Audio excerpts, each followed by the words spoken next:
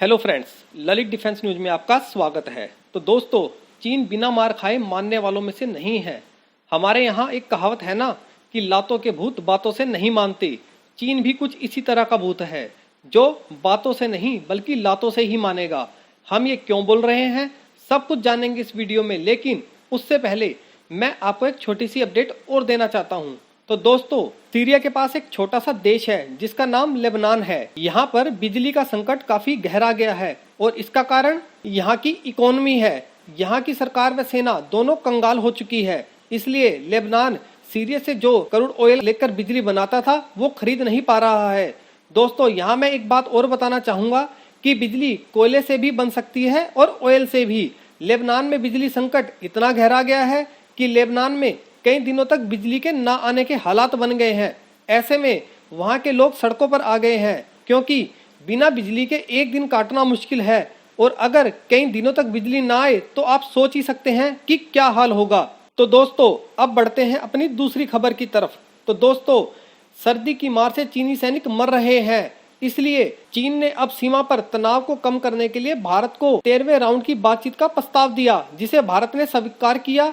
ये बातचीत चीन के मोल्डो नामक इलाके में हुई। पिछले 2 महीने पहले भारत ने चीन के साथ बातचीत के जरिए एलईसी के मुद्दे को सुलझाने का प्रस्ताव दिया था, लेकिन चीन ने उसे अनदेखा कर दिया और उसके बाद चीन ने लद्दाख, उसके बाद उत्तराखंड और उसके बाद अरुणाचल प्रदेश में घुसपैठ की। लेकिन तीनों ही जगहों पर चीन को मुंह की खानी पड़ी। जहां लद्दाख में चीनी सैनिकों की बुरी तरह से भारतीय सेना ने पिटाई की, वहीं अरुणाचल प्रदेश में तो भारतीय सेना ने केवल चीनी सैनिकों को पीटा बल्कि उनके हथियार तक छीन लिए। इतना पीटने के बाद शायद चीन की अकल कुछ ठिकाने आई और वो भारत को बातचीत के लिए कहने लगा, जिसके बाद 13वें राउंड की बातचीत शुरू हुई।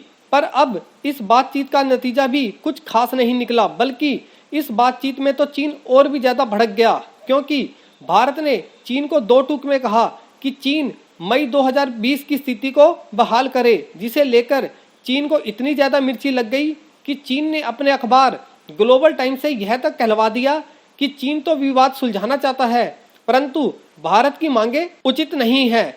अब आप ही बताइए कि भारत ने जो बात कही कि चीन को मई 2020 वाली स्थिति बहाल करनी चाहिए, इसमें अनुचित क्या है। लेकिन दोस्तों, यहाँ एक बात सही है कि जब जब चीनी सेना पिटती है तब तब चीन कोई शांति का रास्ता ढूंढता है, चाहे वो पिटाई भारतीय सेना के हाथ हो या फिर खराब और बर्फीले मौसम के हाथ। फिलहाल इस वीडियो में इतना ही। चैनल पर नए हैं तो चैनल को सब्सक्राइब करना ना भूलें। धन्यवाद। जय हिंद, जय भारत।